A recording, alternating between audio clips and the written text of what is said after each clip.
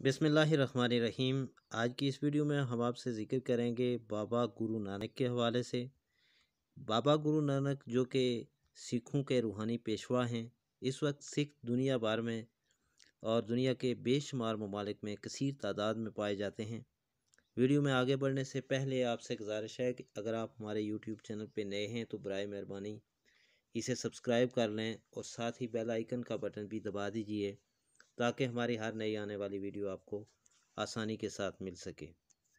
تو چلتے ہیں اپنی آج کی اس ویڈیو کی جانب کہ گرو نانک کہاں پیدا ہوئے، ان کے والدین کیا تھے اور گرو نانک کو ان کے والدین نے زندگی میں کس کس طرف بھیجا اور وہ کہاں جاتے رہے۔ گرو نانک کی پیدائش پر خاندان کے پروہت ہردیال نے ان کی پیشانی سے جب نور پھوٹتا ہوا دیکھا تو اس نے ہاتھ جوڑ کر نمسکار کیا اور نانک کی جنم پتری دیکھ کر کہا کہ ہندو اور مسلمان دونوں ہی اس کی تعریف کے گیت گائیں گے، یہی نہیں پرندے اور جنگلی جانور اس کا نام لے کر اپنی حیوانیت کو تیاگ دیں گے۔ گرو نانک نے جب ہوش سنبھالا تو انہیں ایک ہندو استاد کے پاس حساب اور مسلمان استاد کے پاس عربی اور فارسی پڑھنے کے لیے بھیجا گیا، لیکن ان کا دھیان پڑھائی کی طرف کم ہی تھا۔ انہوں نے قریبی جنگل میں جا کر سادھوؤں اور مہاتماؤں کی صحبت اختیار کی۔ نانک حق کے متلاشی تھے، لیکن ان کے گھر والے انہیں عمومی کام کاج میں مشغول رکھنا چاہتے تھے۔ اس کے لیے کبھی انہیں بھینس چرانے کو بھیجا گیا تو کبھی کاروبار کرنے پر مجبور کیا گیا اور آخر کہا گیا کہ وہ اور کچھ نہیں تو کھیتی باڑی کا کام ہی کر لیں، جس پر نانک نے کہا کہ میں تن کے کھیت میں دل کو ہال چلانے والا بنا کر نیک کام کاشت کرنا چاہتا ہوں، اور جب فصل اگے گی تو میرا خاندان ہی کیا تمام دنیا خوشحال ہو جائے گی۔ جب نانک کے اعتبار سے ان کے گھر والے مطمئن نہ ہوئے تو آخرکار انہوں نے نانک کی شادی کر دی کہ شاید اسی طرح وہ دنیا داری کی طرف مائل ہو جائے۔ کہتے ہیں کہ نانک جی کا دل جب کہیں نہ لگا تو گھر والوں نے انہیں سلطان پور کے نواب دولت خان کے گودام میں رسد کا حساب کتاب رکھنے پر نوکری دلوا دی۔ جب وہ رسد تولتے ہوئے 13 کی گنتی تک پہنچتے تو 13 میں 13 کا نعرہ لگاتے ہوئے دم بخود ہو جایا کرتے تھے۔ نانک دل کھول کر گودام کا مال غریبوں میں بانٹنے لگے۔ جب نواب صاحب نے شکایت کی، اس سے جب شکایت کی گئی کہ نانک آپ کا مال لٹا رہے ہیں، تو انہوں نے گودام کا حساب کتاب دوبارہ لگوایا، لیکن تمام اجناس پوری نکلی۔ ایک دن نانک قریبی ندی میں نہانے نکلے اور 3 دن تک ندی کے اندر غائب رہے۔ کہا جاتا ہے کہ یہی نانک کو خدا کا وصال ہوا، یہیں پر نانک کو خدا کا وصال ہوا اور خدا نے انہیں ایک پیالہ عنایت کیا اور کہا کہ اسے خود بھی پیو اور دنیا کو بھی پلاؤ، جو تمہارا نام لے گا اس کا شعور بیدار ہو جائے گا۔ جب وہ ندی سے نکلے تو ان کے لبوں پر ایک انوکھا نعرہ تھا، نہ کوئی ہندو نہ کوئی مسلمان۔ شہر میں ایک ہنگامہ برپا ہو گیا کہ یہ کون ہے جو مسلمانوں کی حکومت میں اور ہندوؤں کے شہر میں دونوں کی توہین کر رہا ہے۔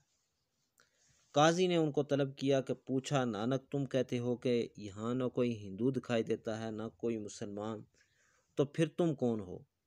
نانک نے جواب دیا کہ اگر میں اپنے آپ کو ہندو کہتا ہوں تو وہ مجھے مار دیں گے، مگر میں مسلمان بھی نہیں، میں 5 عنصر کا بنا ہوا پتلا ہوں اور نانک میرا نام ہے۔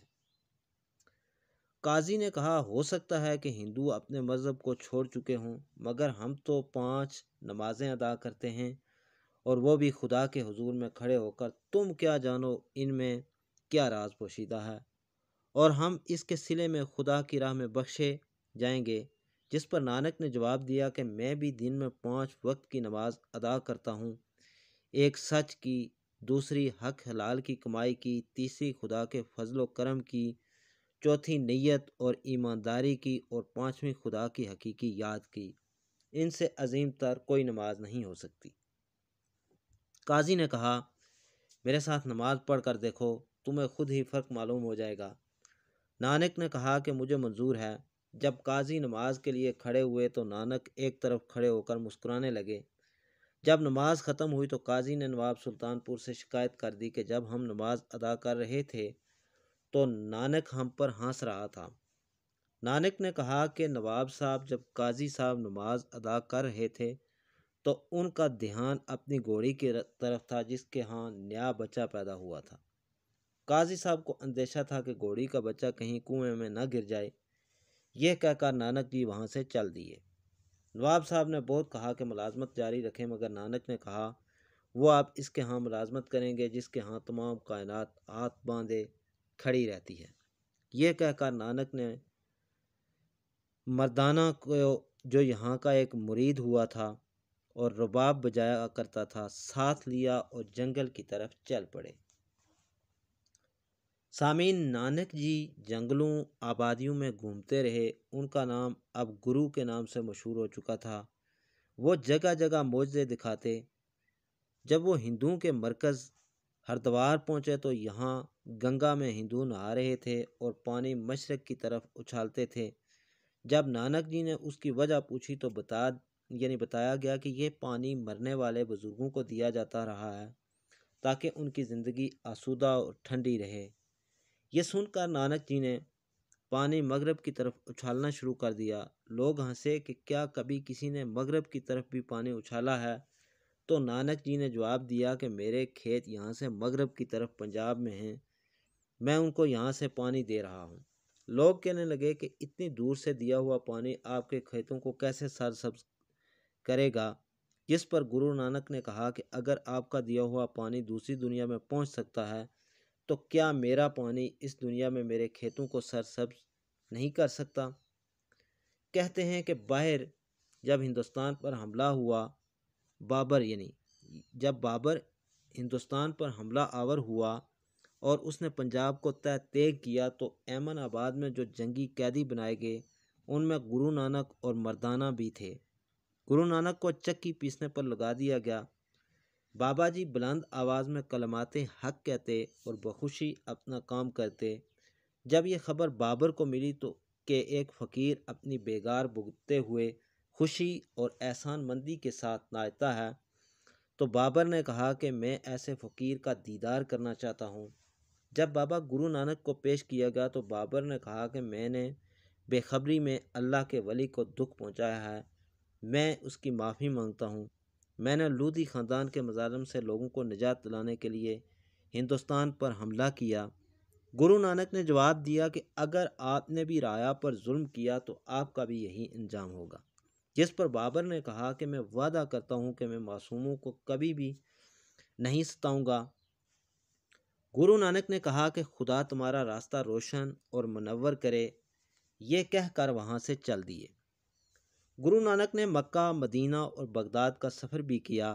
اس سفر میں بھی مردانہ ان کے ساتھ تھا۔ جب وہ تھکے ماندے رات کو مکہ پہنچے تو رات کو سوتے وقت انہوں نے اپنے پاؤں خانہ کعبہ کی طرف پھیلا دیے۔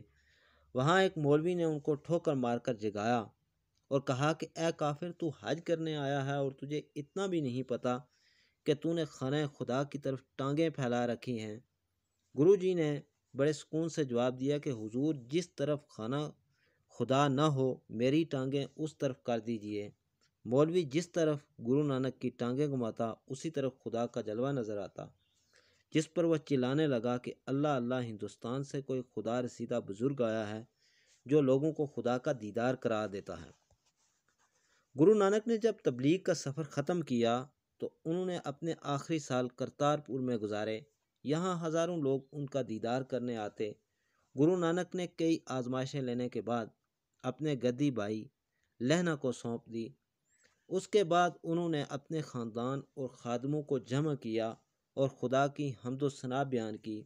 پھر تمام مجمع نے ایسا ہی کیا۔ اتنے میں بابا گرو نانک مراقبے میں چلے گئے اور اسی حالت میں ان کا وصال ہو گیا، جس کے بعد ان کے ہندو اور مسلمان مریدوں میں جھگڑا ہو گیا۔ مسلمان مرید کہتے تھے کہ ہم ان کو دفنائیں گے، ہندو کہتے کہ وہ اپنی رسم کے مطابق ان کو سنسار کریں گے۔ آخر میں دونوں اس بات پر متفق ہو گئے کہ دونوں اپنے اپنے پھول ان کے جسم پر رکھ دیں۔ صبح جس فریق کے پھول نہ مرجائیں وہی ان کے جسم کا وارث ہوگا۔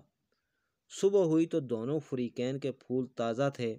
اور مہک رہے تھے، لیکن جب چادر ہٹائی گئی تو بابا گرو نانک کا جسم غائب تھا۔